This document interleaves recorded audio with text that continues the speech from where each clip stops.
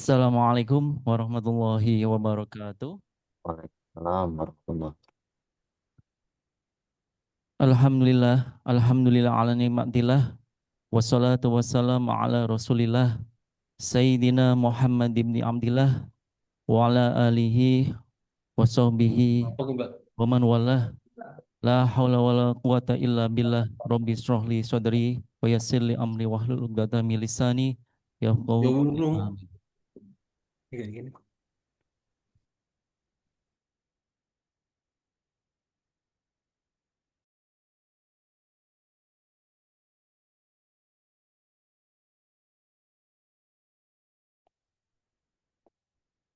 Bapak Dekan Fakultas Ekonomi dan Bisnis Islam beserta jajarannya, pada Bapak Ibu dosen yang berbahagia yang sudah bergabung dengan kami dalam program Dissertation on Stage pada pagi hari ini.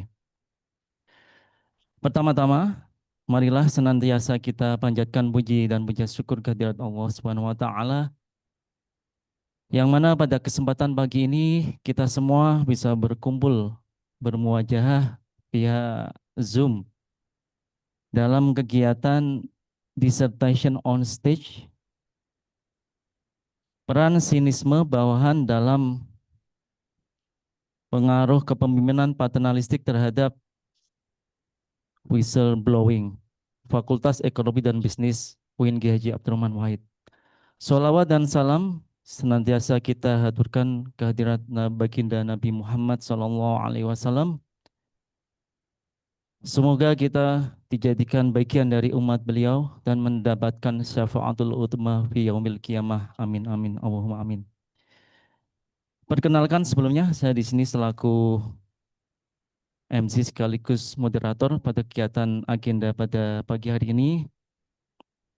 Izinkan saya membacakan susunan acara pada kesempatan pagi hari ini. Acara yang pertama yaitu pembukaan, acara yang kedua yaitu sambutan yang akan disampaikan oleh Dekan Fakultas Ekonomi dan Bisnis Islam, yaitu Bapak Ahmad Muhammad Hafid, Dr. Hafid Maksum, MAG. Acara yang ketiga yaitu acara inti, yaitu Dissertation on Stage, pemaparan oleh narasumber Dr. Ahmad Roshid, SEMSI AKCA. Caranya umit. Acara selanjutnya yaitu penutup. Baik, mari kita buka acara pada pagi hari ini dengan bacaan basmalah bersama-sama. Bismillahirrahmanirrahim. Bismillahirrahmanirrahim. Memasuki acara yang kedua yaitu sambutan. Sambutan pada agenda pagi hari ini akan disampaikan oleh Dekan Fakultas Ekonomi dan Bisnis Islam kepada Dr. Ahmad AM Hafid Maksum, MAG, kami persilakan. Bismillahirrahmanirrahim. Assalamualaikum warahmatullahi wabarakatuh. Sebelum saya lanjutkan, apakah audio dan video saya sudah bisa diterima dengan baik oleh Bapak Ibu semuanya? Sudah jelas. Jelas, bisa. Oke, baik. Alhamdulillah. La haula wa la quwata illa billah wassalatu wassalamu ala rasulillah amma ba'dah. Rabbi syarah li sadri wa yassir li amri wahlul 'uqdatam min lisani yafqahu qawli. Yang kami hormati Bapak Dr. Haji Ahmad Roshid selaku narasumber pada kesempatan hari ini. Yang kami hormati Bapak Ibu dosen di lingkungan FEBI UIN Gusdur dan di lingkungan UIN Gusdur secara umum. Yang kami hormati Bapak Ibu pimpinan di lingkungan FEBI dan tim task force untuk kegiatan Dissertation on Stage yang kita laksanakan pada hari ini 15 Oktober 2025. Alhamdulillah ini menu terbaru, ibarat gorengan itu masih anget, masih kemepul ini disertasinya Pak Dr. Haji Ahmad Roshid. Belum lama lah ini ya, belum lama artinya bahwa ini adalah produk yang baru dan tentu saja kita perlu untuk mengikuti isu-isu terbaru yang sudah ditemukan oleh Bapak Dr. Haji Ahmad Rashid. Itu yang pertama. Kemudian yang kedua, tentu kita juga berharap bahwa tema yang nanti akan kita diskusikan terkait dengan yang berhubungan dengan peran sinisme bawahan dalam memediasi pengaruh kepemimpinan paternalistik terhadap intensi whistleblowing bukan hanya sebatas sebagai sebuah diskusi kita di ruang akademik, bukan sebatas sebagai wacana yang kita gaungkan, tetapi juga dapat berdampak bagaimana kampus kita, fakultas kita itu bisa dikelola secara lebih baik, secara lebih patuh, comply terhadap regulasi dan aturan yang berlaku. Oleh karenanya, kami ucapkan selamat mengikuti kegiatan ini kepada Bapak Ibu sekalian, dan mohon untuk nanti bisa mengikuti kegiatan-kegiatan sejenis yang sudah disiapkan oleh teman-teman pengelola di Fakultas Ekonomi dan Bisnis Islam UIN Gus Dur Pekalongan. Sekali lagi terima kasih atas kesediaan Bapak Dr. Haji Ahmad Rashid. Terima kasih atas kehadiran Bapak Ibu semuanya dalam upaya kita untuk menjaga atmosfer akademik di lingkungan kampus kita. Demikian singkat saja yang dapat kami sampaikan agar kita punya lebih banyak waktu untuk berdiskusi. Akhirul kalam, billahi taufiq wal hidayah. Wassalamualaikum warahmatullahi wabarakatuh. Waalaikumsalam warahmatullahi wabarakatuh. Terima kasih kami ucapkan kepada Bapak Dr. Hafid Maksum, MAG yang telah menyampaikan sambutan. Acara yang selanjutnya yaitu acara inti, yaitu pemaparan dissertation on stage. Telah hadir di depan kita Dr. Haji Ahmad Rashid. Baik, izinkan saya untuk memberikan informasi mengenai beliau, CV beliau, kurikulum vitae beliau. Baik, tunggu. Ya.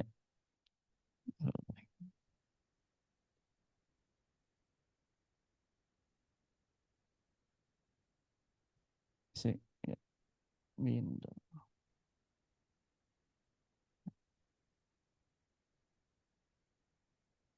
Baik, beliau adalah Dr. Haji Ahmad Rashid, SE MSc AKCA. Beliau tempat tanggal lahir Semarang 31 Maret 1979. Beliau sebagai dosen di Fakultas Ekonomi dan Bisnis Islam UIN Haji Abdurrahman Wahid. Riwayat pendidikan beliau adalah S1, S2, S3 beliau di Universitas Diponegoro University di jurusan akuntansi, magister akuntansi, dan S3 doktor ilmu ekonomi, konsentrasi akuntansi Fakultas Ekonomi. Saya pribadi sesama alma mater Undip ikut berbangga pada Pak Rashid. Semoga saya bisa ikut menyusul untuk studi lanjut program linguistik. Amin. Untuk riwayat pekerjaan beliau di UIN Kiai Haji Abdurrahman Wahid sejak 2006, sudah sangat senior sekali, sudah lama sekali beliau berkecimpung di dunia pendidikan. Kemudian beliau sebagai Ketua Prodi Studi Etika Perbankan Syariah STAIN Pekalongan 2015 sampai 2017. Jabatan beliau juga pernah diamanai sebagai Kepala Unit Teknologi Informasi dan Pangkalan Data IAIN Pekalongan sampai dari 2017 sampai 2021.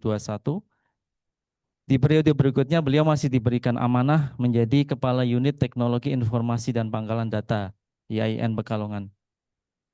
Periode selanjutnya juga masih hingga 3 periode beliau menjadi Kepala Unit Teknologi Informasi dan Pangkalan Data UIN Haji Abdurrahman Wahid Pekalongan. Istimewa, jadi pengalaman beliau sudah 3 periode ini menjadi bagian atau Kepala Unit UTIPD.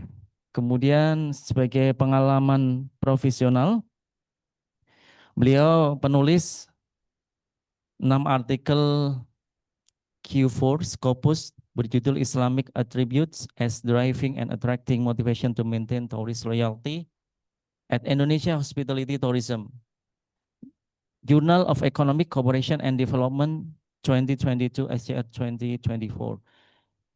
Penulis pertama artikel Q4 Scopus berjudul The Effect of Digital Literacy on Operational Accounting Competencies. The Mediating Role of Online Learning Engagement, Multidisciplinary Reviews, Volume 8, 2025. Beliau juga menulis sebagai penulis korespondensi artikel Q1 Scopus berjudul Online Learning Engagement and Operational Accounting Competencies, The Moderating Role of Digital Literacy, Education and Information Technology 2025. Video sekilas mengenai CV beliau.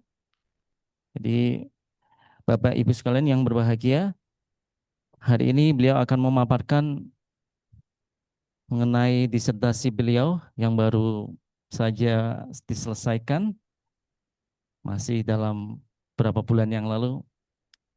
Baik, tidak berpanjang kata, nanti untuk presensi bisa nanti di-share di chatting, dan juga mari kita bersama-sama mendengarkan pemaparan ilmiah dissertation on stage yang akan disampaikan oleh Dr. Haji Ahmad Rosyid. Kepada beliau kami persilakan untuk diskusi interaktif nanti akan disampaikan setelah pemaparan ilmiah. Monggo Pak Haji, Dr. Haji Ahmad Rosyid, kami persilakan. The screen is yours. Terima kasih Pak Alvan atas waktu dan tempatnya, sama Philo Undip yang terhormat Bapak Hafid Maksum selaku Dekan FEBI, dan Pak Kuat Ismanto selaku Wakil Dekan 1, dan ada Pak Sultoni yang terhormat juga Ibu Susminingsih, Ketua Peneliti Mora kami. Izinkan kami menyampaikan paparan terkait hasil penelitian kami untuk disertasi yang berjudul Peran Sinisme Bawahan dalam Memediasi Pengaruh Kepemimpinan Paternalistik Terhadap Intensi Whistleblowing. Bapak Ibu, ini mungkin disclaimer dulu bahwa penelitian ini dilakukan di PTKIN, di Perguruan Tinggi Keagamaan Islam Negeri seluruh Indonesia, karena walaupun mungkin kurang representatif ya, karena ada beberapa PTKIN yang rasio responden yang mengembalikan kuesioner sedikit. Namun dengan kebutuhan alat analisis kami sudah mencukupi, sehingga hasilnya mungkin memang tidak bisa digeneralisasikan, tetapi ada insight yang mungkin bisa kita lihat dari hasil penelitian ini. Yang pertama terkait dengan latar belakang,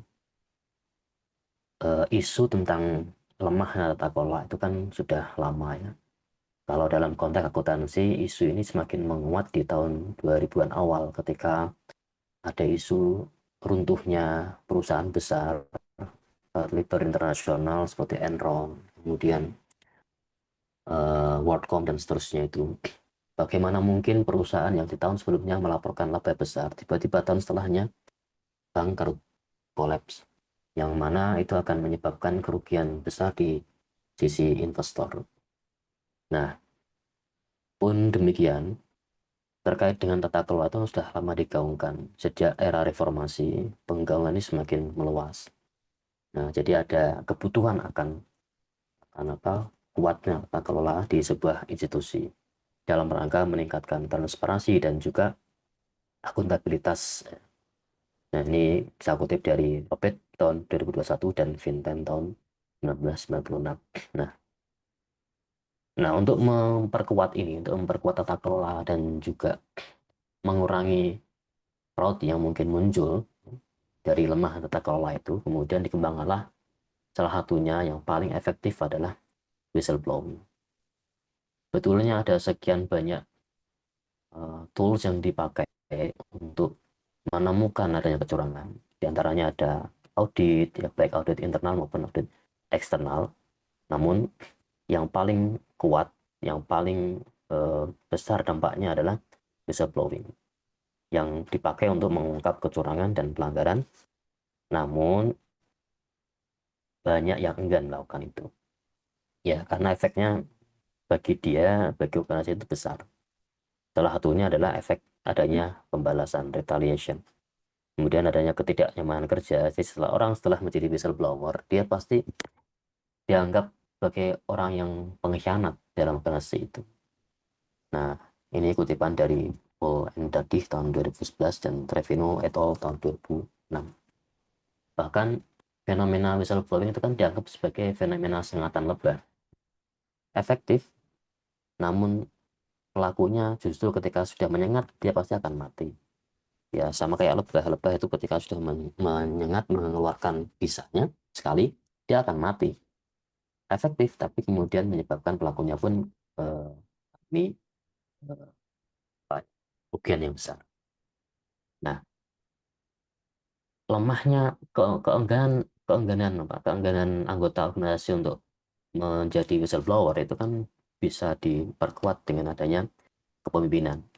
Jadi pemimpin yang baik, pemimpin yang mengayomi, pemimpin yang memberikan rasa nyaman, karena salah satu yang ditakutkan oleh whistleblower salah satunya adalah adanya retaliation, pembalasan dari pelaku pelanggaran di organisasi. Nah, bagaimana pemimpin yang baik itu mampu memberikan barikade pengaman agar pelaku whistleblower itu aman, dia nyaman, tidak diapa-apakan. Nah, pemimpin yang baik itu akan mampu membentuk budaya organisasi dan dapat juga mempengaruhi perilaku etis. Pemimpin yang yang berperilaku etis itu cenderung akan diikuti oleh bawahannya. Nah, penelitian sebelumnya pun menekankan pentingnya kepemimpinan etis dan transformasional dalam mendorong whistleblowing. Ada sekian banyak penelitian yang kemudian menguji bagaimana dampak kepemimpinan itu terhadap perilaku anggota organisasi untuk melakukan whistleblowing. Nah, namun ini yang unik, ya mungkin bisa menjadi novelty. Jadi ada sekian banyak tipe kepemimpinan yang diuji. Ada kepemimpinan paternal, kepemimpinan transformatif, kepemimpinan moral dan seterusnya itu. Kepemimpinan transformatif, kepemimpinan yang adil dan seterusnya. Namun banyak atau masih sedikit peneliti yang kemudian menggunakan variabel kepemimpinan paternalistik yang umum dipakai di budaya dengan jarak kekuasaan tinggi. Cara teliti kutipan dari Jiwa Santoso dan Saigili et al. Tahun 2020. Jadi tipe kepemimpinan itu banyak, namun belum banyak, untuk mengatakan belum ada yang yang menguji pengaruh. Jadi yang menguji pengaruh kepemimpinan paternalistik. Jadi ada beberapa tipe kepemimpinan yang cocok diterapkan pada organisasi yang tipikalnya adalah jarak kekuasaan rendah. Jarak kekuasaan rendah itu maksudnya budayanya antara bawahan dengan atasan itu cair, tidak ada sekat. Kemudian kalau di konteks budaya Jawa atau budaya ketimuran itu kan pemimpinan dianggap tinggi derajatnya, kemudian bawahan kan di bawah yang harus nunduk gitu kan. Nah, kepemimpinan paternalistik yang diterapkan atau yang mencirikan budaya ketimuran itu dianggap cocok diterapkan di sana. Nah, karena di dalamnya ada sifat pemimpin yang cenderung sedikit otoriter ya, cenderung otoriter. Otoriter itu maksudnya apa yang dia sampaikan terus diikuti tanpa banyak pertanyaan. Tapi kalau di budaya yang barat dengan jarak kekuasaannya rendah itu kan cenderung orang akan berdiskusi. Jadi ketika pemimpin mendistribusikan tugas itu kan pasti akan diskusi dulu dengan bawahannya. Nah, itu kalau kepemimpinan yang ada di budaya barat. Nah, ini yang mungkin menjadi salah satu novelty ya, dengan tipikal kenapa kok tidak ada penelitian yang menguji kepemimpinan paternalistik terhadap intensi whistleblowing. Nah, next mungkin ini ya.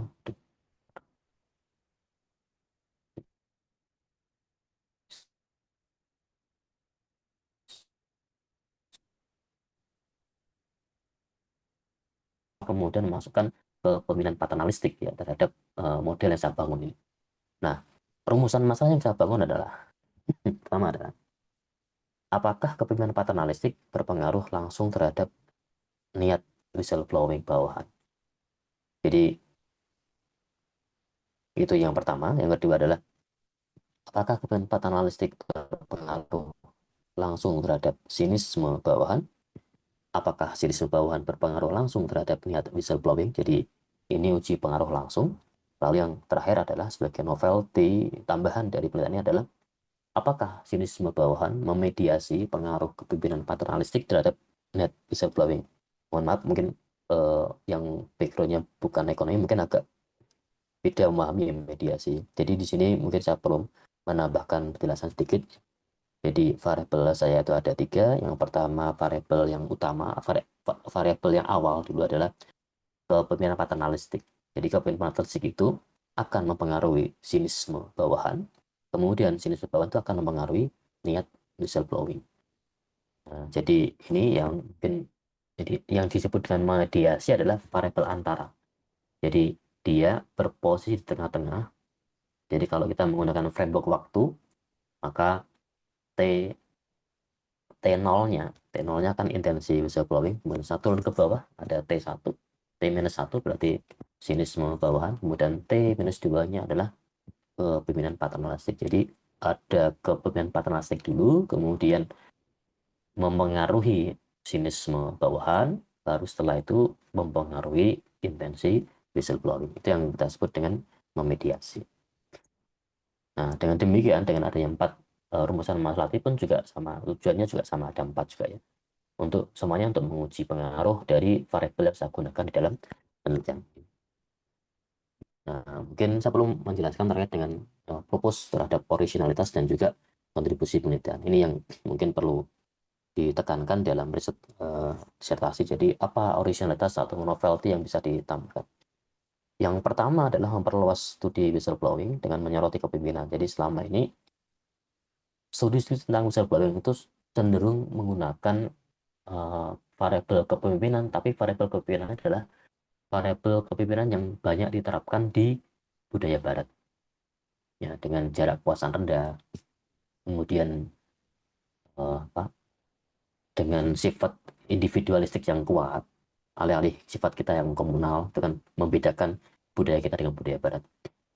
Nah, ini jadi kepemimpinan paternalistik sebagai faktor utama karena sebelumnya lebih banyak dikaji pada kepemimpinan etis dan transformasional. Itu mungkin propose novelty yang saya ajukan.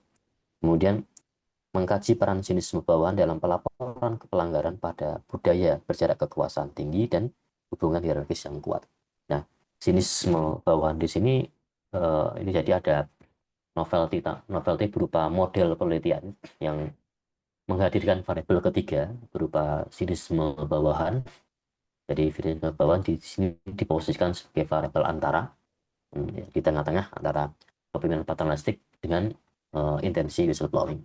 Nah, yang ketiga adalah terkait dengan kontribusi adalah menawarkan implikasi praktis bagi organisasi untuk memperkuat whistleblowing dan pengambilan keputusan etis melalui intervensi kepemimpinan. Kemudian untuk menghubungkan 3 variabel ini, jadi mungkin banyak yang kok variabel penelitian cuma 3 saja variabelnya ya, yang saya masih menggunakan paradigmanya siapa itu yang riset bahwa riset itu yang bagus adalah riset yang parsimoni, sederhana, jadi modelnya nggak usah jelimet. Ini jadi menggunakan paradigma itu, kemudian saya hanya menghadirkan 3 variabel, modelnya saya bedakan gitu ya. Nah, landasan teorinya yang pertama ada saya menggunakan social exchange theory. Ini mungkin sudah menjadi teori grand ya, grand teori yang mungkin ketika tidak bisa dibantah lagi malah bisa menjadi hukum. Jadi teori pertukaran sosial yang proposnya adalah individu berinteraksi dengan harapan adanya manfaat timbal balik. Jadi saya berhubungan dengan Anda itu ada hitung-hitungannya, ada kalkulasinya. Kalau kemudian hubungan saya dengan Anda itu menghadirkan banyak benefit alih-alih cost yang saya keluarkan untuk Anda, maka saya akan melanjutkan hubungan saya dengan Anda. Jadi kalau kita menggunakan framework itu, nanti ketika ada teman Anda kok jarang berkomunikasi dengan Anda, mungkin Anda dianggap menjadi liability. Nah, tidak menghadirkan benefit yang besar kepada Anda. Nah, jadi bagi para pimpinan mungkin berhati-hati ketika ada orang kok cenderung mendekat, itu mungkin karena bagi dia benefit yang dia terima ketika berhubungan dengan Anda itu melebihi cost yang dia keluarkan. Nah, ini kutipan dari Blau 64. Kemudian kepemimpinan paternalistik adalah, nah ini konsepnya. Jadi ini yang unik. Jadi kepemimpinan paternalistik itu terdiri dari 3 poin. Jadi dia dibentuk oleh tiga aspek. Yang pertama adalah otoritas. Jadi otoritas itu cenderung kepada otoriter itu ya. Tidak mau dibantah. Lalu yang kedua bercirikan kebaikan hati. Yang ketiga bercirikan moralitas. Yang gabungkan tiga. Jadi seorang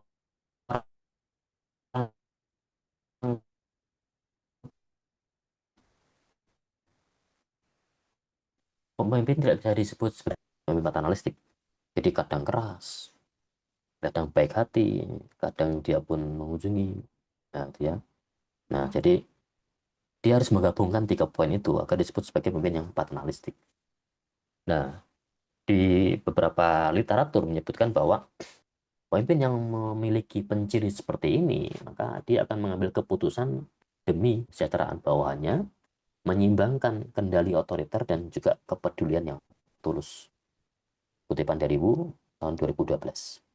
Nah, ini ya jadi secara umum 3 sifat gabungan tadi yang membentuk kepemimpinan paternalistik itu kan kalau dari perspektif orang barat itu akan dilihat bahwa pemimpin kok otoriter, maka dia akan negatif. Sementara pemimpin yang moralitas itu kan positif. Kebaikan hati juga positif. Nah, lalu gimana cara ukurnya? Itu nanti mungkin pertanyaan lanjutan lah. Nah, konsep yang kedua yaitu konsep whistleblowing. Jadi whistleblowing itu kan pelaporan ya yang dilakukan, pelaporan atas pelanggaran di sebuah organisasi yang dilakukan oleh orang yang saat ini masih atau telah, jadi konsepnya itu dia itu pernah ada di organisasi itu atau saat ini masih di situ. Jadi kalau secara konsep ya, jadi kalau kemudian tidak pernah di organisasi tapi kok dia kemudian melaporkan pelanggaran di organisasi tersebut, maka itu bukan disebut dengan whistleblowing. Nah, secara konsep seperti itu. Jadi secara konsep, tapi walaupun kemudian perkembangan teori itu kemudian menghasilkan seperti ini, tambahan apa konsep, bisa jadi dia tidak anggota organisasi, tapi dia merasa sebagai anggota organisasi. Karena saya orang Islam, ini yang saya laporkan adalah perguruan tinggi Islam. Nah, itu dia bisa dianggap sebagai whistleblowing, perluasan dari konsep whistleblowing itu. Nah, kemudian caranya melaporkan pun bisa kita bedakan dalam 2 aspek, internal maupun eksternal. Jadi biasanya whistleblower itu akan memilih jalur internal dulu, melaporkan kepada atasan dulu. Tapi kalau kemudian dia merasa bahwa atasan itu cenderung abai dengan laporan yang dia buat, maka dia akan naik ke levelnya ke pihak eksternal. Karena apa? Laporan itu dia lakukan dalam rangka menghentikan pelanggaran yang terjadi di sebuah organisasi. Jadi ada tujuan yang dia tuju, yaitu menghentikan pelanggaran yang dia lihat dan terjadi di sebuah organisasi. Nah, maka nanti ini perlu kita bedakan ya konsep ini dengan konsep prohibitive voice maupun keluhan. Kalau prohibitive voice itu cenderung gini ya, melaporkan apa tuh. Jadi dia melaporkan adanya apa, misalkan kalau ini nanti jadi kita perlu membedakan 2 konsep nih ya, saya agak lupa. Jadi nanti kita bisa lihat lah ya.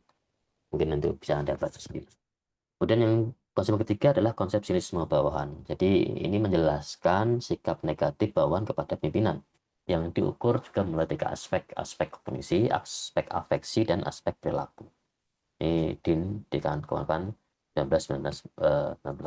Kalau Anda menganggap bahwa pimpinan Anda itu cenderung seperti dipercaya, itu misalkan aspek kognisi Anda, berarti Anda udah mulai tersangkut virus sinisme bawahan. Sinisme ngomongin di belakang itu juga termasuk bagian dari sinisme bawahan. Nah, ini penelitian terdahulu itu terdahulu berfokus pada sektor korporasi, bukan lembaga keagamaan publik. Kemudian belum banyak yang menguji sinisme bawahan sebagai mediator dalam sebuah hubungan antara kepemimpinan paternalistik dengan intensi whistleblowing. Nah, kontribusi penelitian ini diharapkan akan memberikan novelty pada konteks PTKIN dengan integrasi 3 variabel utama tadi. Nah, next. Jadi ini kerangka konseptual yang saya bangun. Jadi di sini ada kepemimpinan paternalistik, ya. Ini variabel pertama.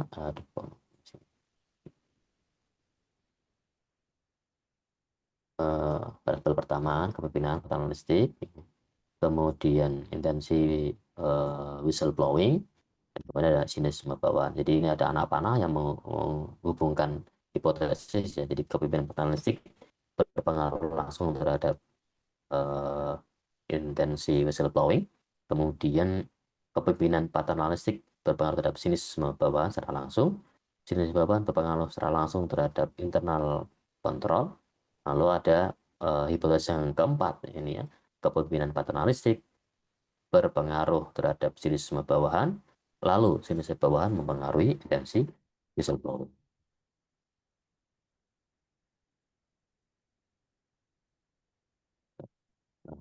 Jadi ini hipotesis yang saya bangun. Jadi ada 4 hipotesis, ya.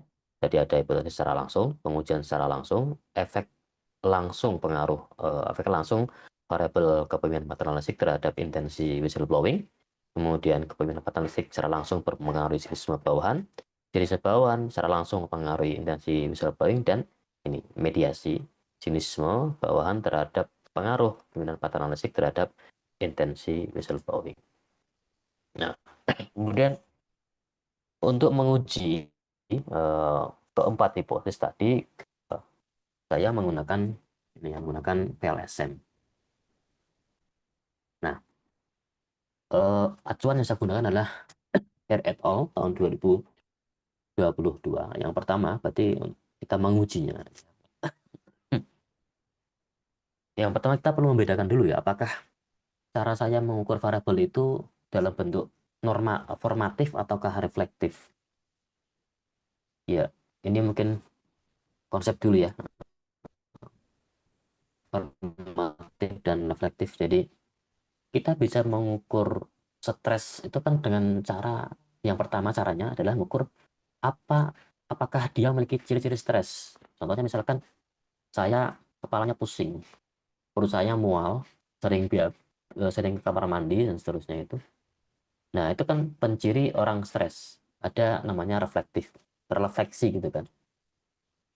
Nah, kita juga bisa mengukur stres dengan cara mencari penyebab stres. Contohnya misalkan anak susah diatur, kemudian cerdos belum cari cair. Nah, jadi ada sekian banyak faktor yang menyebabkan stresnya. Kalau itu berarti namanya formatif, membentuk. Nah, dalam konteks riset yang saya bangun ini, semuanya diukur dalam reflektif. Jadi terrefleksi, ya. Kepemimpinan paternalistik terrefleksi oleh sifat dia tadi yang otoriter, moralitas dan baik hati tadi, benevolent and morality tadi. Kemudian sinisme bawahan direfleksikan oleh 3 aspek, afeksi, kognisi, dan perilaku itu. Ya, sama intensi whistleblowing yang diukur dengan case study. Saya berikan case, ya, kalau ada terjadi seperti ini, kira-kira apa yang akan dilakukan, ya, seperti itu, namanya big match. Nah, karena ketika kita mampu membedakan apakah variabel itu diukur dalam bentuk normatif atau reflektif ataukah formatif, maka nanti ngujinya beda. Jadi kita nguji apakah ukuran yang saya pakai itu valid atau reliable itu berbeda. Jadi kalau variabel Anda diukur dengan cara reflektif, maka kita akan menggunakan ini ada empat aspek ini di kutipannya Hare nih ya. Kita harus menguji apakah reliabilitas indikatornya terpenuhi atau tidak.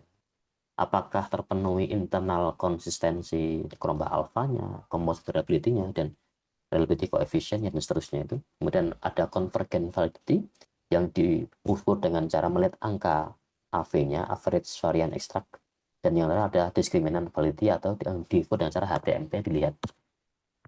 Nah, kalau formatif beda lagi, ada nih 3. Nah setelah ini ya, setelah kita ini namanya measurement ya, measurement model itu mengukur. Jadi kita ukur dulu apakah alat yang saya gunakan, alat exposure saya pakai itu valid ataukah tidak. Nah, valid dan validnya apakah ada tidak gitu ya.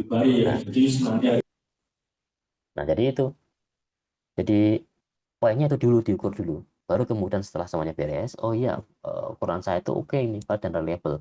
Maka saya akan menguji tahap kedua, menguji modelnya, struktural model.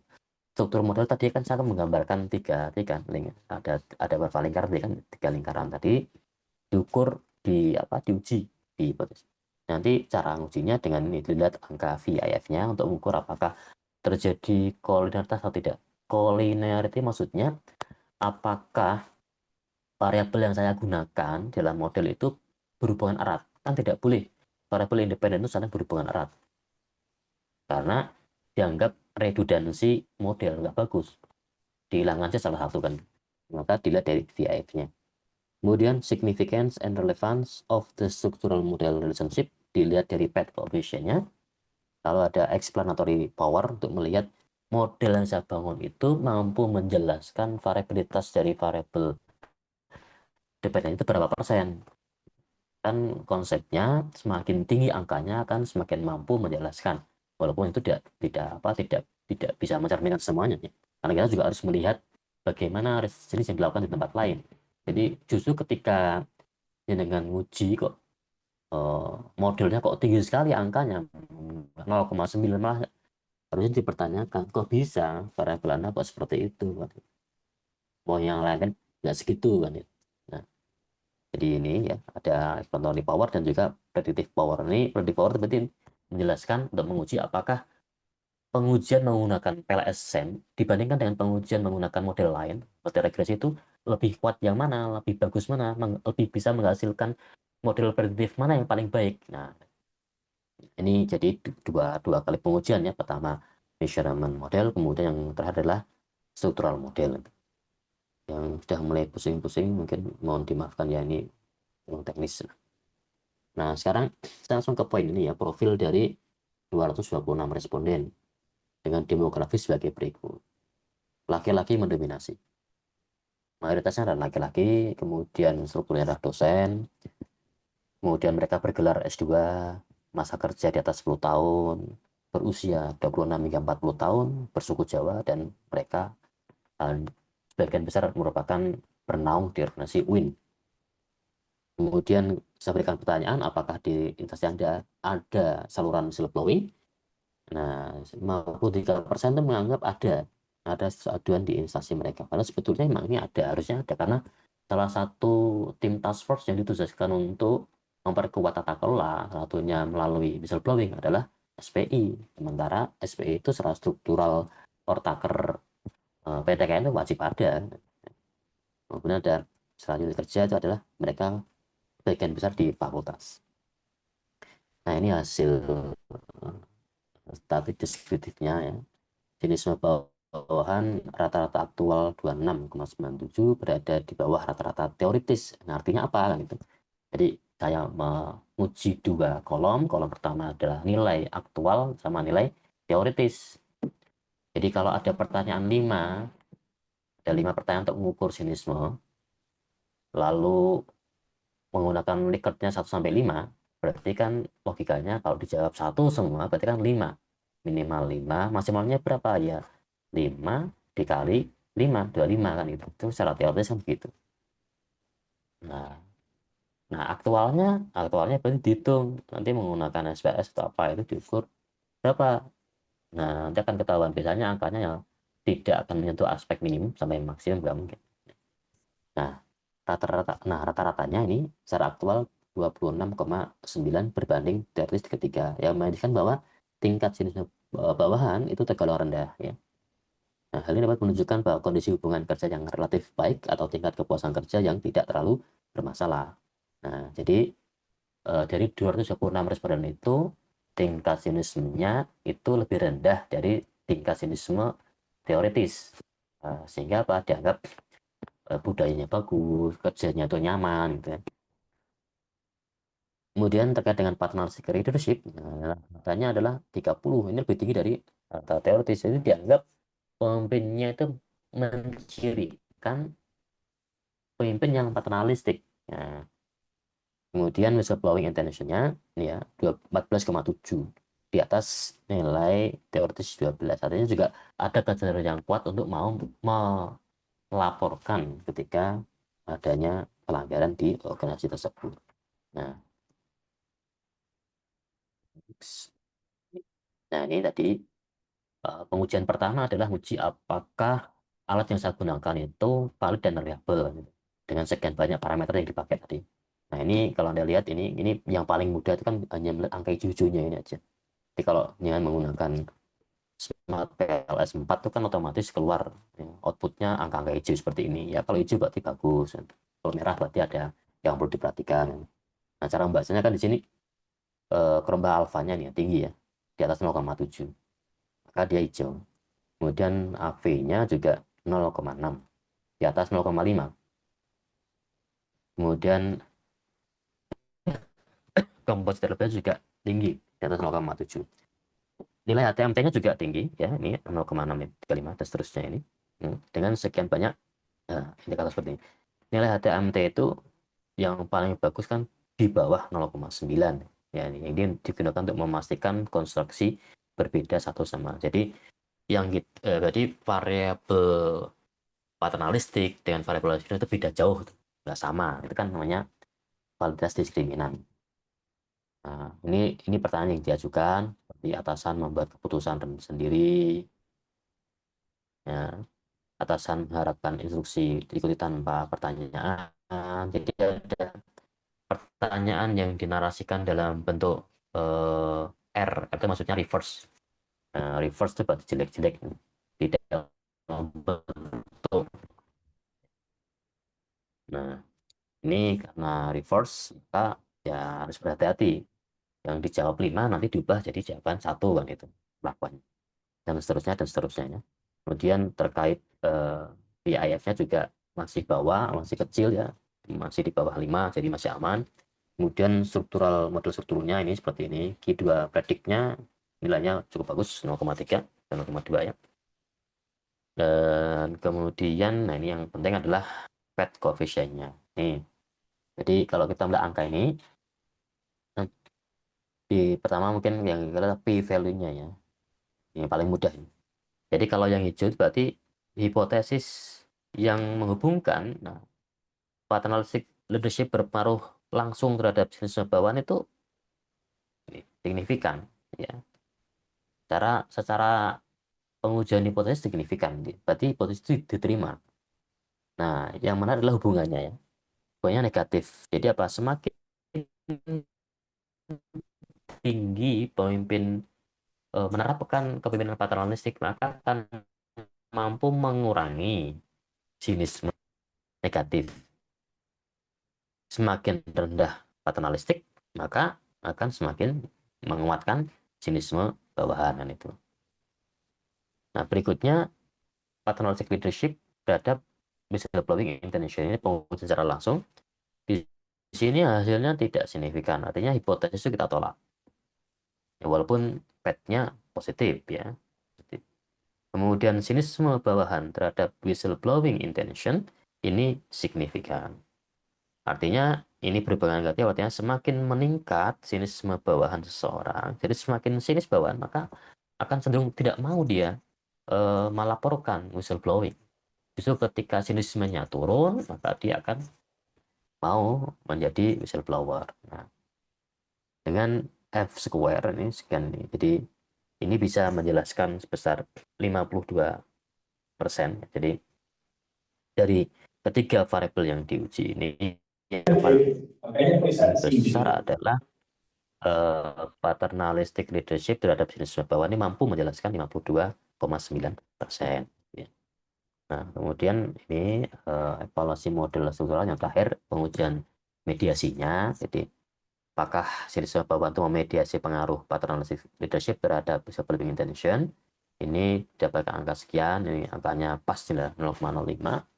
Nah, jadi dia ya memang terbukti siswa bawah itu memediasi pengaruh paternalistic leadership terhadap whistleblowing intention, walaupun jika dilihat dari angka epsilon V-nya rendah ya, mediasinya ya dilihat di ini juga ini 0,05 ini. Nah, jadi nilainya agak kecil ya. Nah, karena kepemimpinan paternalistik secara langsung tidak berpengaruh terhadap intensi whistleblowing di pengujian yang atas ini ya, tidak langsung tidak berpengaruh. Namun ketika diuji dan meletakkan sinisme bawahan sebagai variabel mediasi tidak signifikan, maka ini artinya jadi pemimpin yang bersifat paternalistik itu akan bisa mengurangi, kan bisa mendorong bawahannya untuk melakukan tindakan whistleblowing ketika dia mampu menurunkan sinisme bawahan. Jadi kalau tidak mampu menurunkan nggak akan bisa mau. Nah, jadi itu terjemahnya seperti itu. Jadi itu. Nah, saya pikir ini sudah terlalu lama. Mungkin saya coba sekian, nanti biar untuk ada ruang untuk diskusi. Ya, kali itu paparan dari saya. Terima kasih Pak Alvan. Monggo bisa kembalikan. Terima kasih Pak Rosid yang telah menyampaikan pemaparan tentang disertasinya.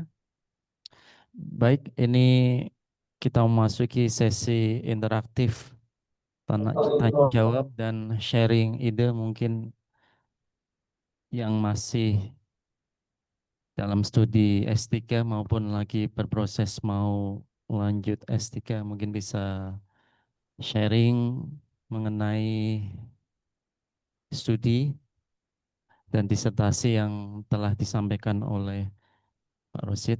Monggo kami beri kesempatan kepada Bapak Ibu dosen yang hadir pada pagi hari ini untuk sharing ide pada kesempatan kali ini.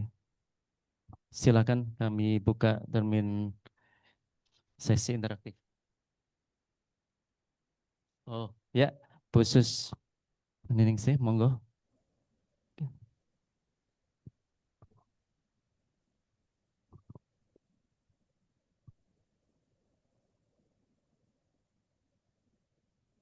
Audionya belum masuk khusus. Sudah masuk? Sudah. Oke. Terima kasih. Assalamualaikum warahmatullahi wabarakatuh. Waalaikumsalam. Selamat untuk Pak Rosid dan Febi. Menarik sekali ya. Ini bukan karena Pak Rosid anggota tim Muras saya, tetapi secara material penelitian ini sangat menarik, terutama bagi saya yang sejak lulus S3 2015 itu memiliki satu dorongan untuk bagaimana spiritualitas, religiusitas ya itu bisa didekati dengan pendekatan kuantitatif, karena selama ini orang UIN ketika meneliti mayoritas itu selalu tendensinya itu ke kualitatif, dan bagi orang yang tidak sepaham itu akan mengatakan itu terlalu subjektif dan sangat bias begitu. Tetapi hari ini, dan saya berharap bertambah lagi penelitian-penelitian yang melibatkan sebuah konsep tentang religiusitas itu dalam kemasan yang bisa diterima oleh pasar secara lebih luas. Nah, saya ingin secara substansi saja, karena bagi saya penelitian yang baik itu adalah penelitian yang masih menyisakan PR, Pak Rosid.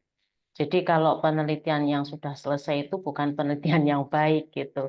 Artinya baik untuk peneliti itu sendiri maupun calon peneliti berikutnya. Teman-teman dosen yang belum memiliki ide tentang disertasi itu juga bisa mengambil manfaat dari penelitian disertasi sebelumnya. Jadi ini bukan menjadi sebuah apa istilahnya koreksi, tapi justru kita memberikan ruang bagi penelitian berikutnya. Nah, menariknya bagi saya itu yang pertama adalah konsep whistleblowing itu memang secara organisasional apalagi sangat bertipikal ketimuran itu memang nampaknya belum menjadi sebuah respon yang bisa diterima. Jadi ini yang pertama. Jadi secara kultur tadi sudah disebut begitu, apalagi dengan sistem paternalistik, etik yang sangat spesifik di Indonesia gitu aja ya gampangnya. Dengan di luar negeri itu memang berbeda jauh. Jadi orang mengakui kesalahan dengan orang yang merasa sensitif ketika ditunjukkan kekurangan itu menjadi sebuah pembeda yang sangat signifikan. Itu yang pertama. Kemudian yang kedua itu SET atau Social Exchange Theory, karena disertasi saya pun menggunakan itu. Dan novelty kita memang bukan sekedar untuk mendudukkan bahwa SET tidak bisa digunakan dalam konteks Indonesia yang komunal, ya, berbeda dengan yang di luar yang sangat individualistik. Tetapi novelty kita karena ini sebuah disertasi itu memang harus mencapai derajat discovery. Jadi apa yang bisa kita tambahkan kepada SET agar kemudian SET itu sendiri bisa berkembang, begitu. Bukan sekedar menunjukkan bahwa SET tidak bisa digunakan untuk memahami konteks penelitian kita. Nah, maksud saya ketika SET itu kita ingin mencari peluang agar kita bisa berkontribusi untuk mengomentari SET itu bagaimana, begitu, itu dikaitkan dengan konteks keberagamaan, ya, yang kalau dalam pemahaman psikologi beragama itu kan ada beberapa tingkatan. Jadi kenapa kepemimpinan itu dalam kacamata atau level tertentu itu baru dipahami sebagai gitu. Jadi leadership as gitu ya. Kepemimpinan adalah artinya sebagai, tetapi bukan pada level kepemimpinan menjadi. Jadi sebagai pemimpin dan menjadi pemimpin itu dua konteks yang berbeda. Ketika sebagai pemimpin itu menganggap dirinya sudah final, sehingga akibatnya kebetulan saya lagi menulis juga gitu loh, menulis juga terkait dengan manajemen dan ada kepemimpinan, sehingga ketika orang bicara atau mendudukkan dirinya sebagai pemimpin, lagi-lagi sebagai S gitu, itu berbeda respon ketika menerima masukan ya dari whistleblowing atau apapun itu namanya, ketika dia memakai pemahaman menjadi pemimpin. Nah, being dan S itu beda jauh. Ketika being itu berhubungan dengan tadi yang saya sebut tingkatan pada psikologi beragama, yaitu ada tingkatan having, loving, dan doing. Having, bahwa kayak aku Islam loh, itu kan baru having, Pak. Ya, kayak aku Islam itu baru having. Tetapi ada dua tingkatan yang harusnya bisa diraih lagi, yaitu apa? Loving and doing. Ketika aku Islam, kemudian ada konsekuensi ketika seseorang mengaku Islam, sehingga dia tidak akan merasa dituntut atau dia tidak akan merasa berkorban ketika dia sudah naik pada konsep loving. Maka menjadi pemimpin pun itu bukan berhenti kepada aku pemimpin, tetapi bagaimana sebuah kepemimpinan itu menjadi konteks yang memang berproses. Makanya kemudian ketika menghadapi whistleblowing atau mendengar sinisme dalam tanda kutip, istilah sinisme sendiri bagi kita yang mendengar itu dengan budaya, dengan etika ketimuran itu menjadi konotasi yang negatif. Makanya kemudian banyak yang bereaksi keras gitu kan. Padahal itu sebenarnya adalah sebuah masukan gitu loh. Nah, ini memang beda gitu antara luar negeri dan kita gitu. Ketika kita bicara ya itu ya belum tentu ya, tapi ketika orang luar negeri bicara ya itu ya ya ya gitu kan. Nah, ini kan sudah berbeda. Nah, tadi kembali kepada konteks loving ya. Jadi orang tidak merasa risih ketika dia harus berbuat lebih baik begitu. Ketika dia merasa ketika mendapatkan masukan dari whistleblowing atau mendengar adanya sinisme, kemudian mereka merasa terusik atau terganggu, maka kembali berarti itu baru having gitu loh, baru having, baru S, jadi sebagai bukan being. Apalagi kemudian ketika dia sudah merasa enjoy dengan kritik, dengan saran, dengan masukan, maka dia akan dengan senang hati untuk memperbaiki, bahkan berterima kasih. Nah, pada karakter pemimpin yang begini itu berarti dia sudah naik pada level religiusitas yaitu doing. Artinya tanpa ditakut-takuti, tanpa dipaksa-paksa, dia justru akan mencari orang-orang yang mau menunjukkan kekurangan sehingga dia berterima kasih dan memperbaiki kinerjanya. Itu Pak Rosid. Jadi ya set sekali lagi, set sendiri itu kalau tugas kita di UIN itu maka bagaimana set itu bisa digunakan dengan pengembangan misalnya secara etnometodologi berpikir dalam Islam. Nah, ini saya lagi mengkaji itu ketika sebuah fakta. Biasanya kan kalau tadi disebut set itu karena ada timbal balik ya, sifatnya resiprokal kan begitu. Maka itu kita masih terjebak pada dimensi material. Tetapi ketika kita kemudian mengembangkannya dengan teknik etnometodologi, berpikir dalam Islam, yang di sana tidak hanya berpikir saja, tetapi mencari makna, kemudian serius untuk mengingat dan kemudian serius untuk menerapkan, maka mungkin bisa diprediksi bahwa set itu akhirnya bisa menjadi bukan kemudian diislamkan, bukan, tetapi set itu bisa ditambah gitu loh. Istilahnya kita juga memberi kontribusi untuk set itu sendiri menjadi lebih aplikatif gitu. Tentu dalam paradigma Islam Timur ya, karena lagi-lagi Islam kita di Indonesia begitu.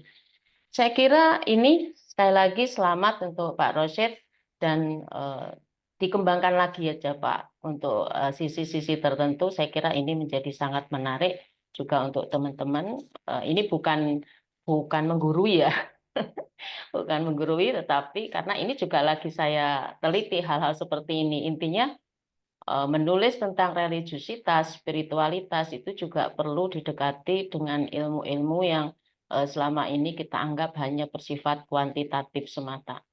Saya kira demikian, Pak Moderator. Terima kasih. Selamat untuk semuanya. Assalamualaikum warahmatullahi wabarakatuh.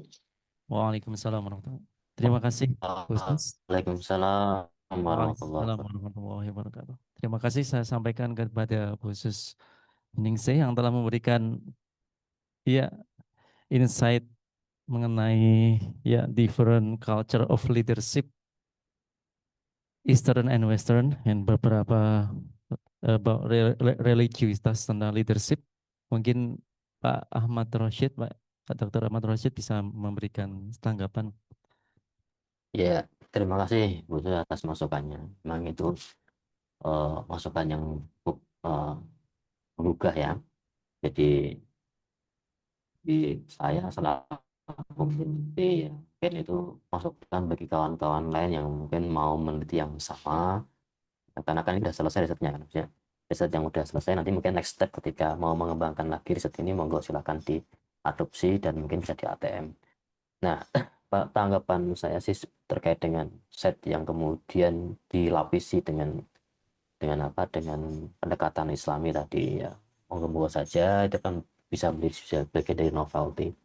Namun memang mungkin ini juga sekaligus kritik terhadap teori-teori yang dipakai di dunia barat ya. Jadi sebetulnya teori yang muncul dari dunia barat itu kan yang perlu kita pahami bahwa teori itu kan akan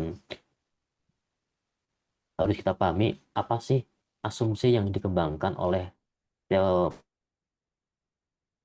pencetus teori itu terhadap teori yang dia bangun. Seringkali kita abai dengan asumsi yang dipakai. Contoh misalkan teori tentang tentang permintaan dan penawaran. Di teori itu kan hanya menyebutkan hubungan dua variabel saja, yaitu harga dengan barang yang diminta. Jadi ketika permintaan terhadap barang itu meningkat, atau kuantitasnya meningkat, maka itu akan mempengaruhi harga barang yang akan meningkat. Kan itu. Nah, tapi kan itu tidak tidak dengan asumsi bahwa satu jatuh sekaligus. Seringkali kita tuh tidak melihat itu. Kalau misalkan set apa teorinya? Nah, bagi saya teori set itu salah satunya adalah manusia diasumsikan bersifat maksimisasi keuntungan dia, masih melihat dirinya, bukan masih kepada dirinya dia. Itulah kenapa kemudian muncul propose dari set bahwa orang itu menyelenggarakan hubungan itu ya karena ada pertimbangan pertimbangan ini, pertimbangan cost and benefit, walaupun dari konteks ini tidak kemudian diukur costnya dalam bentuk material. Ada beberapa cost ya, kalau ini pengembangan setnya, eh, bahwa benefit yang dia terima itu tidak selamanya berupa benefit yang bersifat sesuatu yang finansial. Nah, ada beberapa benefit yang sifatnya mungkin misalkan ya perlindungan, itu kan juga salah satu benefit yang dia terima. Kemudian rasa nyaman itu juga salah satu benefit ya, walaupun kita nggak mencari nyaman, kita cari uang kan. Tapi kan kita harusnya ini harus memahami bahwa teori ini dibangun dengan asumsi-asumsi tertentu. Nah, asumsi yang dipakai oleh teoritisnya si Blau ini kan manusia dianggap akan memaksimalkan keuntungan dia sendiri. Jadi bukan. Nah, kalau misalkan nanti ada pengembangan teori tambahan bahwa asumsi yang dipakai adalah manusia itu cenderung tidak tidak mendaku dirinya, misalkan ya monggo. Oh, selama ini yang saya pelajari misalkan ya teori yang kuat ya, ada dua teori yang dianggap saling berkontestasi. Teori pertama kan tentang apa itu teori agensi. Nah, teori agensi yang kedua ada teori stewardship. Nah, jadi stewardship itu kan asumsinya manusia itu akan mengutamakan dulu kepentingan umum dibandingkan kepentingan pribadi. Sementara agensi teori itu kebalikannya. Asumsi yang dibangun adalah manusia itu akan cenderung mengutamakan kepentingan dirinya sendiri dulu baru kemudian kepentingan perusahaan. Nah, kayak gitu. Nah, lalu mana yang paling kuat? Kalau saya melihat sama antara ini yang paling kuat dan mencerminkan real world adalah ya agency teori itu yang main. Stewardship nggak begitu pakai, nggak begitu laku kan itu. Nah, nanti kalau misalkan ada teman-teman yang kemudian mau melapisi set dengan pendekatan yang tadi ya Islami, kemudian menambahkan variabel itu monggo silakan, itu adalah salah satu bentuk novelty yang mungkin bisa ditampilkan. Itu aja mungkin Pak Alvan, maaf. Ya, oke. Terima kasih Pak Roshid yang telah memberikan tanggapan mengenai sharing ide dari khusus. Mungkin ada tanggapannya yang lain, sharing ide yang lain dari Bapak Ibu dosen yang hadir pada kesempatan kali ini. Kami persilakan.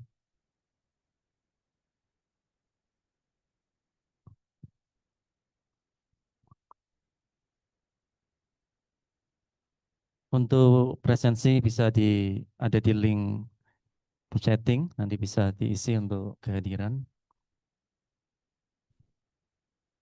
Baik, kami berikan kesempatan kepada sesi interaktif yang lain untuk memberikan mungkin yang motivasi bagi kita mungkin yang belum melanjutkan studi bisa memberikan sharing atau pertanyaan ataupun yang lainnya bisa. Monggo, Bapak Ibu.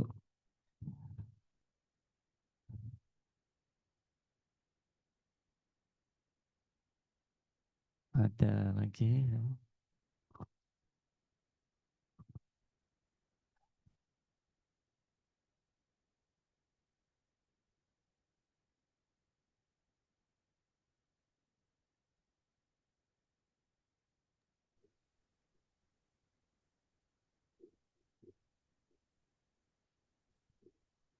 Mungkin Pak Kuat berikan pengalaman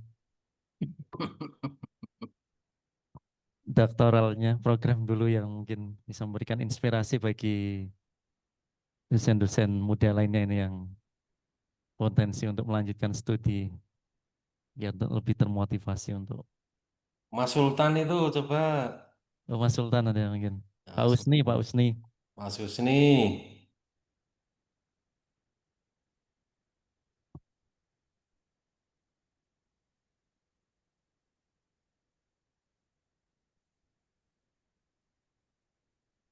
Ini kalau nggak ada yang tanya coba Pak Rosid cerita tentang prosesi risetnya dong. Inspirasinya untuk teman-teman yang mudah-mudah saja ya, jangan yang susah-susah diceritakan. Ya perlu untuk jadi inspirasi teman-teman supaya tidak ngelogro bagaimana disertasi ini bisa selesai. Itu Pak Alvan. Oh, oke, oke. Oke. Kuat. Pak Rosid, monggo Pak ini Pak mengenai proses researchnya itu, monggo beliau yang di Baik. Ini pertanyaan sederhana tapi berat sebetulnya jawabannya.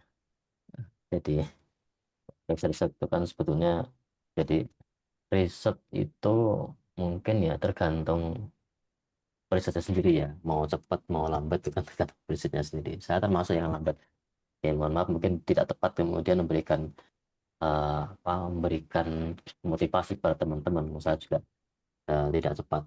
Nah jadi ya ada sekian banyak alibi yang mungkin bisa saya sampaikan. Salah satunya mungkin karena kondisi pandemi, saya kuliah belum pandemi, tiba-tiba pandemi dan seterusnya, masih tahapan penyesuaian dan seterusnya. Ya, tapi toh itu mungkin berefek ke saya, tapi ke teman-temannya yang lain tidak. Tapi monggo teman-teman yang mungkin mau mau melanjutkan riset, karena kalau di Undip itu kan relatif beda dengan yang lain.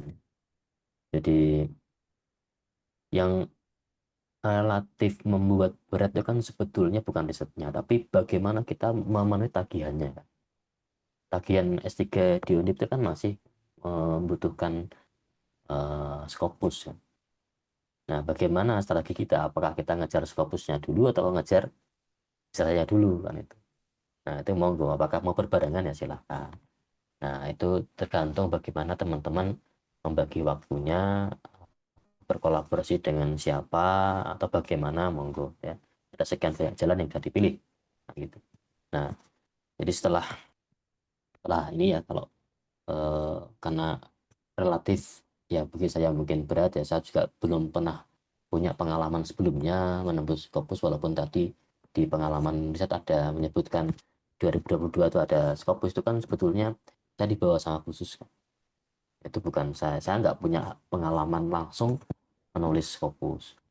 Nah, jadi di sela-sela belajar Scopus kemudian mulai menemukan pengetahuan sendiri, karena belajar yang paling bagus kan dengan cara pengalaman sendiri, bukan dikasih tahu kan, tapi kan belajar sendiri. Nah, saya mencoba melakukan itu, mulai bisa ngerti jalannya kan, kemudian bisa kemudian paham oh caranya seperti ini. Nah, bagi teman-teman monggo silahkan ya. Toh nanti tanggal 17 ada workshop dari Febi yang bisa dimaksimalkan, itu workshop untuk nulis menggunakan AI, dan itu kemudian nanti bisa digunakan untuk ngejar Scopus atau apapun itu ya. Nah, kebetulan karena masih Scopus ya, saya harus membagi waktu bagaimana menyelesaikan tagihan, karena kan syarat untuk ujian promosi itu kan harus punya Scopus. Nah, makanya itulah, monggo teman-teman kalau mau menyelesaikan, kalau mau diundip silakan ya. Di Undip mungkin bagi sebagian orang mungkin neraka ya. Tapi kalau udah lulus berarti kan semakin semakin membara lah gitu ya. Oh, mungkin itu Pak Kuat saya nggak bisa bercerita banyak, tapi memang itu ya yang saya hadapi. Jadi Scopus itu menjadi salah satu momok di Iya. apalagi juga biayanya kan, karena sekarang biaya APC-nya kan juga relatif mahal nih. Yang G4 aja berapa itu? G4 tuh kan sudah di atas 10 sekarang itu. Kan 500, sama lihat sekarang malah udah menyentuh angka $900 kalau nggak salah tuh. Itu yang ini kan, yang apa, yang publisher yang orang orang terkenal kan. Kalau publisher udah terkenal seperti Springer, kemudian Emerald, itu wah udah tinggi sekali. Q3 aja mintanya 2000-an dolar, berapa itu waktu itu, bisa 25 juta kan gitu. Nah, itu beberapa poin yang perlu jenengan pertimbangkan ya dalam memilih studi teman-teman. Iya, dilihat dulu lah tagihannya apa. Yang mungkin yang paling masuk akal boleh di Win aja lah S3-nya kalau mau jalur pragmatis, dan tagihannya nggak begitu berat. Nah, di monggo teman-teman mau jalur mana, jalur jalur apa, filsafat Win atau jalur di silahkan dipilih. Mungkin itu Pak Kuat. Maaf kalau mungkin kurang berkenan. Oke, terima kasih Pak Roshid atas wejangannya untuk kita semua. Mungkin yang lain bisa memberikan ide sharing lagi. Mungkin Pak Iza tadi, Pak Riksam ya, atau kayaknya udah angkat tangan tadi. Pak Iza mungkin. Monggo kami persilahkan kepada Bapak Ibu dosen yang hadir. Pak Sultan tadi ya sudah hadir Pak Sultan.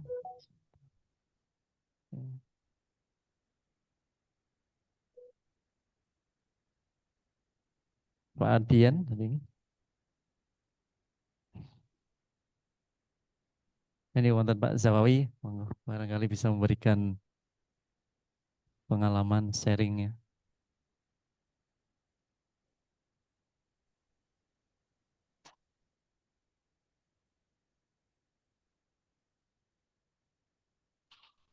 Mungkin Mbak Aminah itu bisa cerita tentang Scopusnya itu.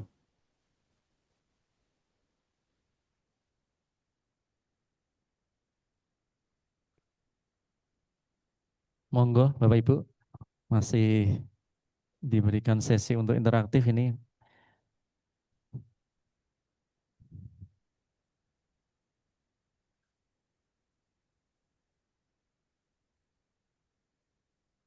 Tiada pilihan studi di kampus seperti Pak Rosid di Undip itu berarti fokus ke Scopus ya Pak. Pak Rosid ada syarat Scopus. Ya, masih ada syarat Scopusnya itu yang bikin pusing itu.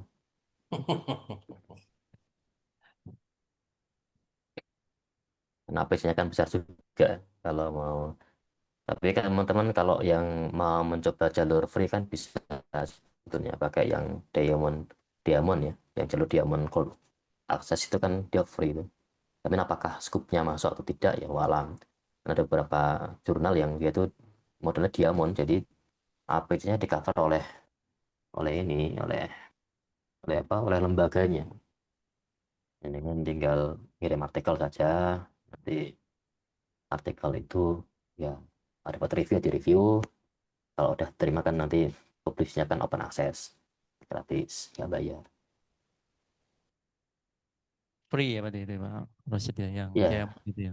ya kalau pakai skema gold, gold diamond tuh dia dia free. Atau pakai skema yang hybrid ya. Khusus kan nggak punya pengalaman itu kan ada beberapa publisher jurnal, misalnya Emerald, Emerald juga, Springer juga ada. Yang kita harus bisa pandai-pandai memilih. Kalau fully open access pasti bayar. Tapi kalau ada yang model hybrid kan Anda pasti aman. Nanti ketika sudah diterima, Anda bisa milih closed access saja sampai bayar itu. Baik-baik Pak Rosid, terima kasih. Baik yang lain mungkin Bapak Ibu dosen yang memiliki pengalaman ataupun sharing mengenai studinya, kami masih persilakan untuk sesi interaktifnya, masih dibuka. Siapa lagi? Monggo, monggo. Siapa ini? Ayo yang ujung nih. Pak Sultan ini.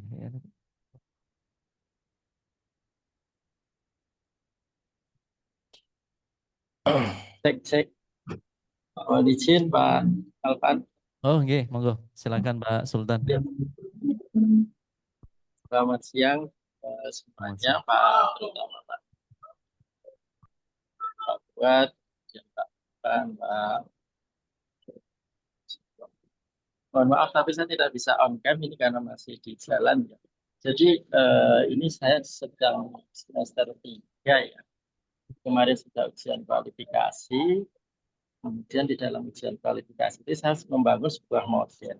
Nah, ini menarik nih, tadi saya mendengarkan dari awal presentasi dari pemateri. Jadi memang kuliah S3 itu adalah ada satu istilah gini, kalau di UNAR itu 3 tahun, 4 tahun itu kita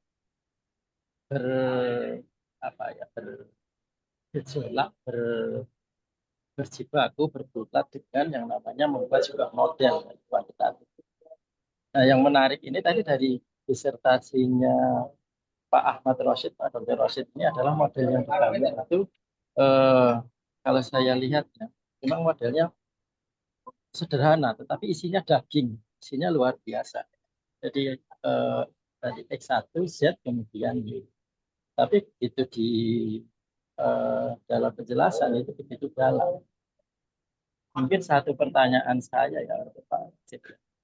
Ketika karena ini saya sedang proses alami untuk membangun sebuah model, itu kan kita butuh banyak sekali referensi jurnal-jurnal yang minimal bisa.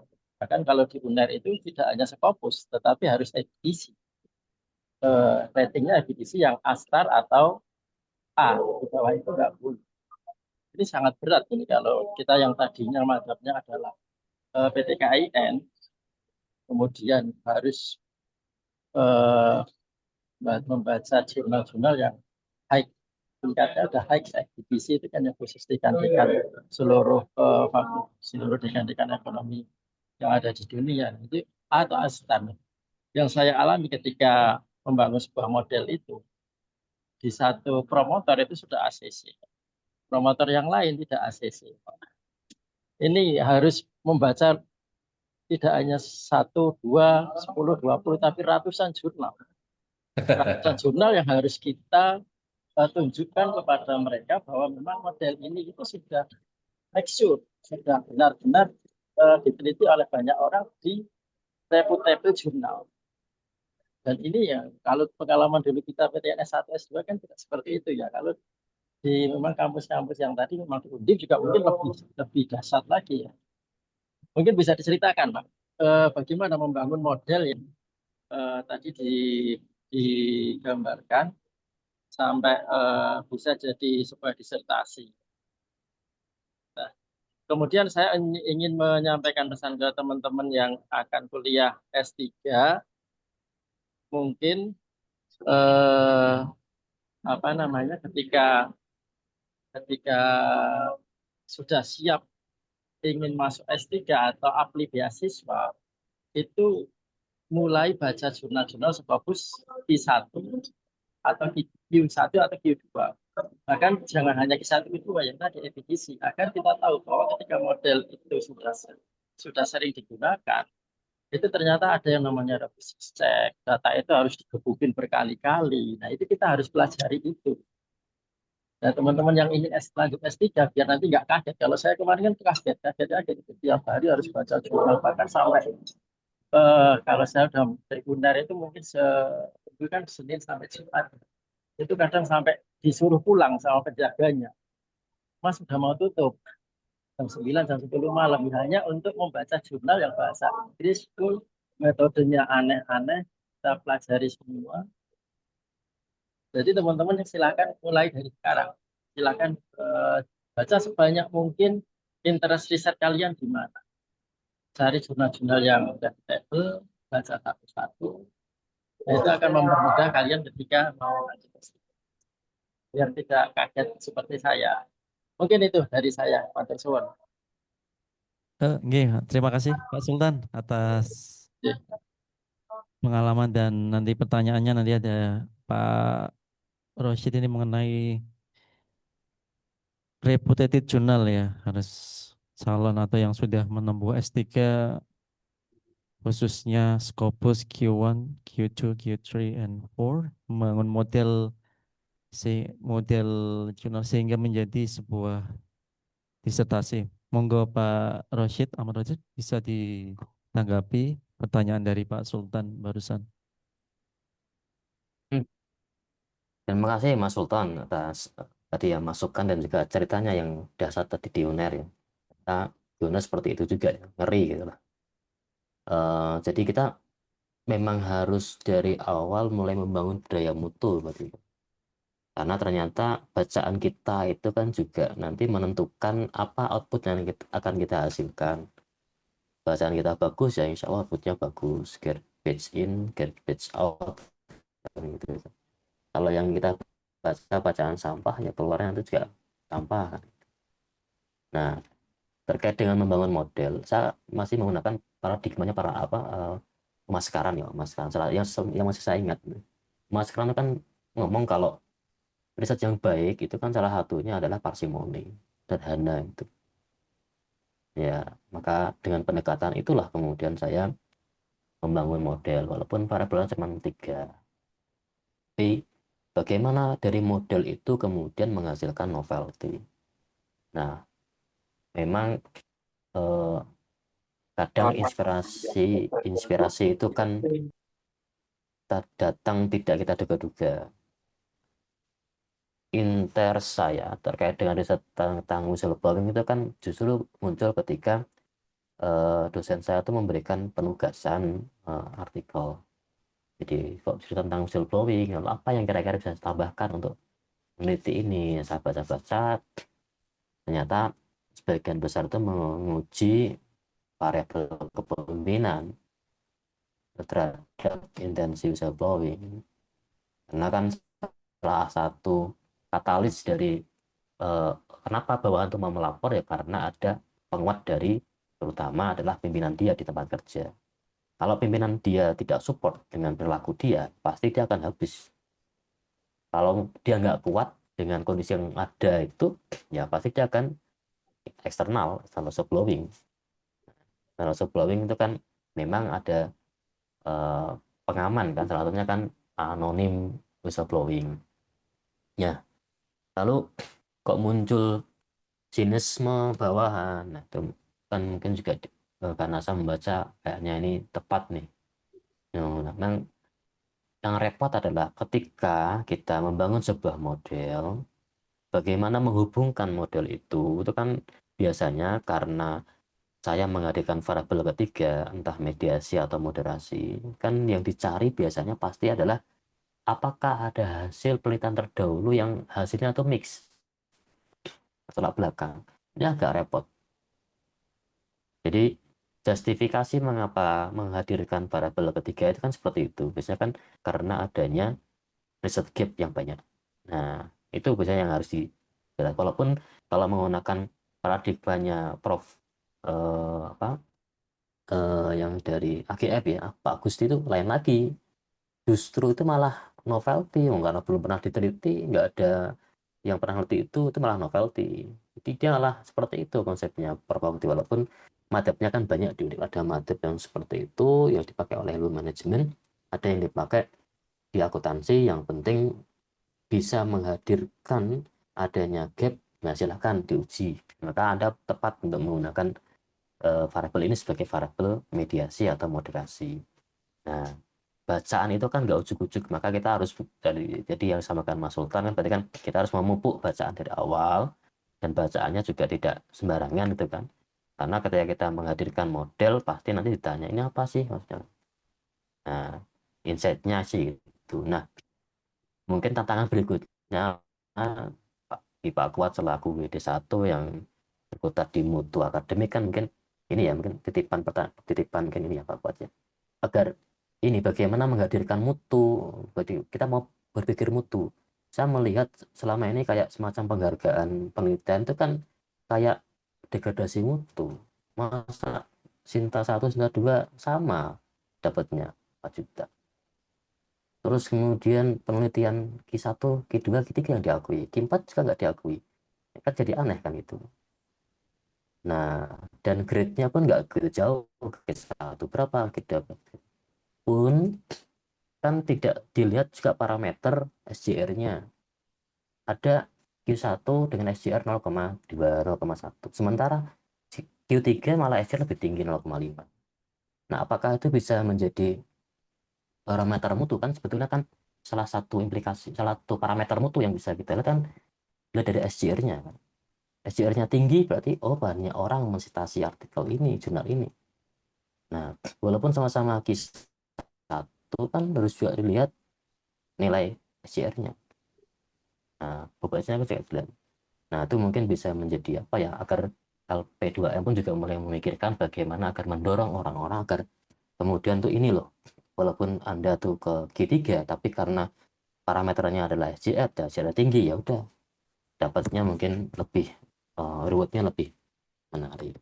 Nah, saat ini kan kayaknya nggak seperti itu. Itu akan memacu orang untuk kemudian mau membaca, melihat ini berapa SJR-nya. Kan itu, kalau ada dorongan itu, insentif, karena kalau menggunakan teorinya Maslow, mungkin kita masih dalam level tatarannya, pendorongnya itu bukan bukan self achievement, tapi masih tatarannya mungkin masih apa ya, masih ribut keuangan lah, finansial, isu tentang apa, isu tentang eh Sabdos yang nggak ada 3 bulan saja buat bingung kan, berarti kan masih ini kan, masih rewardnya kan masih itu.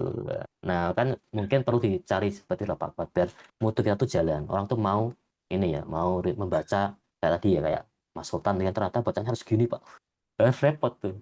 Lalu kalau bacaan kita cuma Sinta 2, Sinta anu kan ya, kadang kan juga jadi repot kalau seperti itu. Kalau lihat dari pupukan dari apa yang apa, aturan-aturan di atasnya kan, ya bagaimana kita bisa terpacu untuk melakukan itu kan. Monggo, monggo mungkin ada masukan dan atau saran dari Pak Pemunggu, silakan. Terima kasih Pak Rashid. Mungkin Pak Sultan itu bisa diberikan oleh jawaban atau gambaran atau keterangan dari Pak Rashid mengenai pertanyaan tadi. Ya, yang salah satu challenging adalah jurnal berbahasa asing, khususnya bahasa Inggris. Itu merupakan tantangan tersendiri bagi para calon doktor. Oke, baik, saya masih buka lagi mungkin terakhir untuk sesi tanya jawab interaktif ini. Monggo Bapak Ibu yang masih ada mau sharing ide atau pengalaman bisa di-share langsung. Kami persilahkan.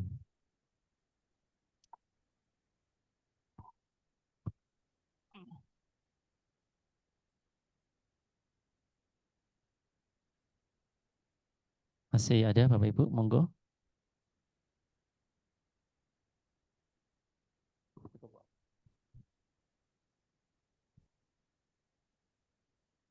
Cukup atau masih ada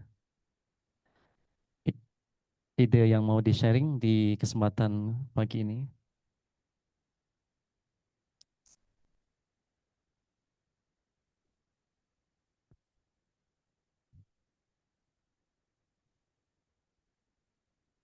Masih ada teman-teman?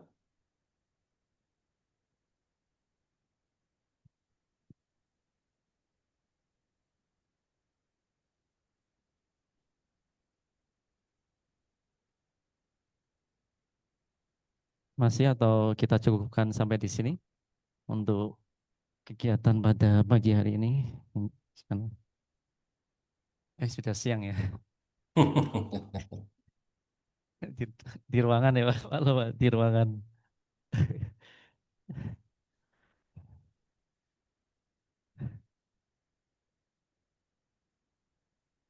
Nanti Pak Usni kayaknya.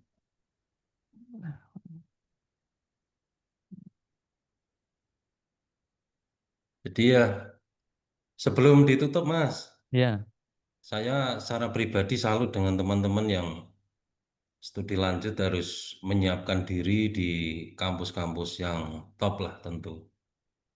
Itu satu satu prestasi yang luar biasa, mengambil kesempatan untuk bisa berguru dengan para guru besar, para doktor di luar sana. Tidak semua orang punya kesempatan untuk itu.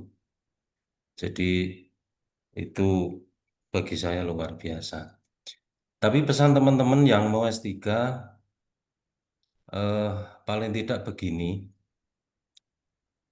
Satu, pesannya adalah ketika S3 jangan baperan. Artinya S3 itu akan banyak diuji oleh orang. Dari kompre, dari proposal, sampai dari tertutup, sampai nanti terbuka. Kalau diuji sudah mutung, nggak dilanjutkan, ya repot. Itu belum ujian-ujian yang lain seperti Serdos belum cair dan sebagainya, ujian keuangan. Itu satu. Yang kedua, harus ini bisa ngatur waktu. Sepinter apapun kalau nggak bisa ngatur waktu ya susah. Kapan lulus itu adalah kita sendiri. Jadi itu pesan yang mungkin sepele, tapi kalau ndak ditata ya repot. Yang ketiga adalah eh, pesannya itu jangan overthinking. Overthinking dalam arti adalah ultra perfeksionis.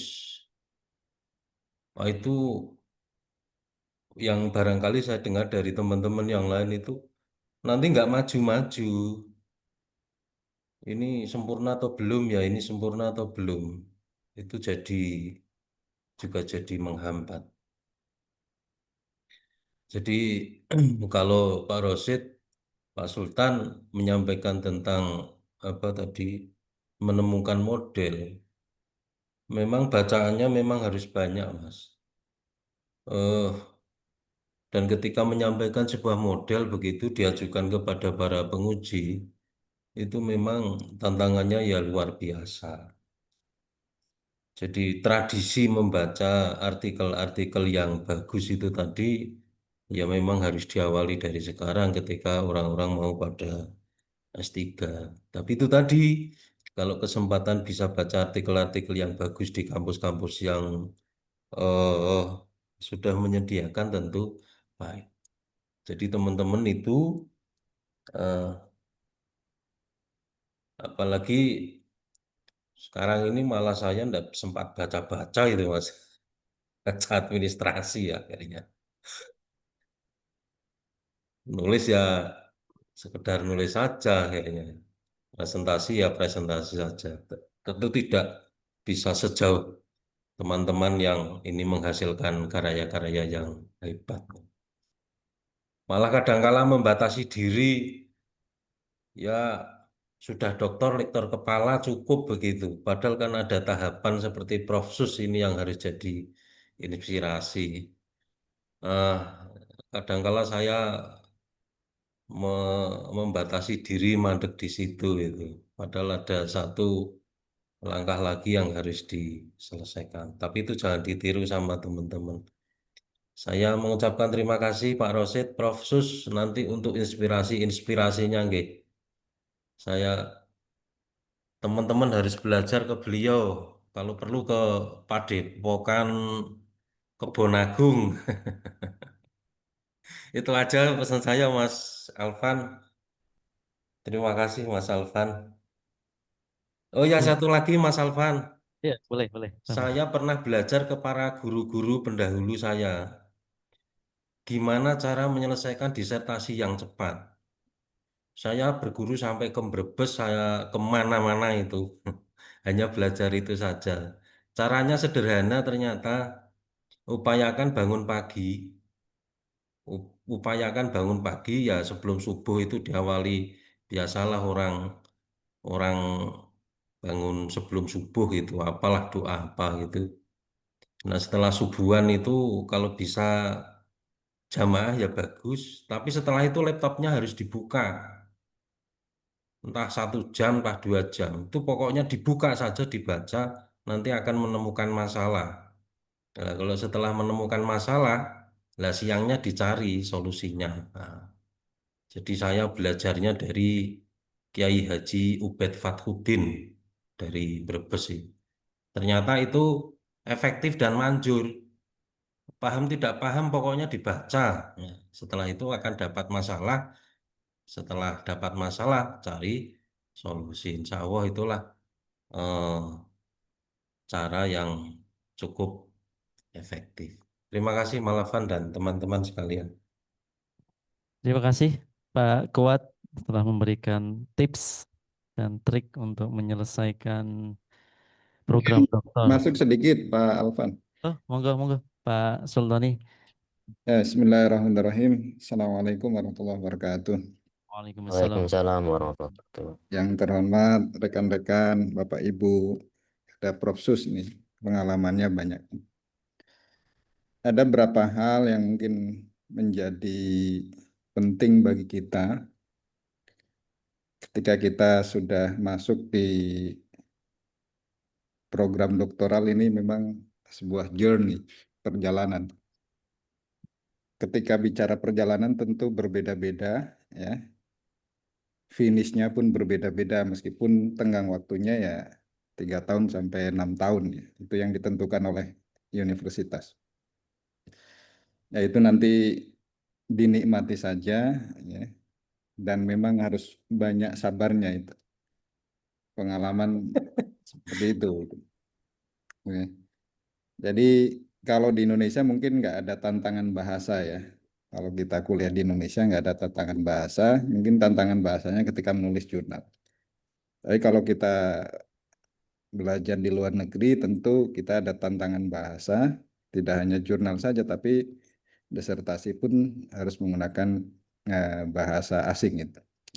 Itu merupakan tantangan bagi saya. Nah, yang selanjutnya mungkin yang ini menjadi perhatian kita bersama, BI Bank Indonesia itu tiap tahun punya hajat besar, namanya ISEF ya, Islamic Syariah Economic Festival. Dan komunitas apa ya yang dianggap pakar selama ini oleh BI atau yang dikenal bukan yang dianggap ya, yang dikenal oleh BI kebanyakan teman-teman kita yang di perguruan tinggi umum, sementara kita yang di perguruan tinggi Islam PTKIN jarang sekali yang muncul ya. Cara social finance apalagi commercial finance ya mereka rata-rata yang tampil di sana adalah orang-orang yang di PTU. Nah ini saya kira menjadi peluang sebenarnya buat kita, ya, peluang buat kita bahwa dengan dana BI yang tidak terbatas, saya kira itu peluang ketika kita kuliah itu ya, mumpung di Indonesia, relasi komunitas apa ya intelektual mungkin perlu kita bangun sehingga acara-acara yang besar seperti ISEF itu kita bisa masuk. Karena kita tahu bahwa ya tidak lepas ya acara-acara itu tidak lepas dari jaringan pertemanan dan persahabatan dan lain sebagainya. Ya. Saya kira itu mungkin kurang lebih mohon maaf. Assalamualaikum warahmatullahi wabarakatuh. Waalaikumsalam warahmatullahi wabarakatuh. Terima kasih kami ucapkan kepada Pak Sultani yang memberikan pengalaman dan wawasan, insightful experience. Baik Bapak Ibu, sebelum saya akhiri agenda dissertation on stage pada siang hari ini terakhir sesi foto. Kami mohon Bapak Ibu untuk mengaktifkan kameranya, karena ini ada sesi foto bersama. Kami mohon untuk mengaktifkan kameranya. Monggo Bapak Ibu untuk pengambilan foto dokumentasi. Mas Wahyu mungkin bisa dibantu. Oke.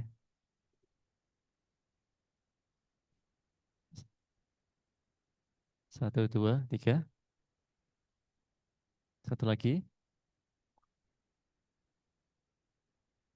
Ya, alhamdulillah alamin. Baik. Oh ya, untuk presensi atau kehadiran bisa diakses di chatting, itu di bagian obrolan nanti bisa diisi untuk Bapak Ibu kehadiran pada kegiatan agenda pada siang hari ini. Baik, sampailah pada akhir sesi acara pada siang hari ini. Marilah kita bersama-sama mengucapkan alhamdulillah. Alhamdulillahirrahmanirrahim. Demikian Bapak Ibu kegiatan agenda dissertation on the stage pada siang hari ini sudah berjalan dengan lancar. Saya selaku moderator mengucapkan banyak terima kasih atas kehadiran dan partisipasinya pada kegiatan pada siang hari ini. Dan mohon maaf apabila ada kesalahan.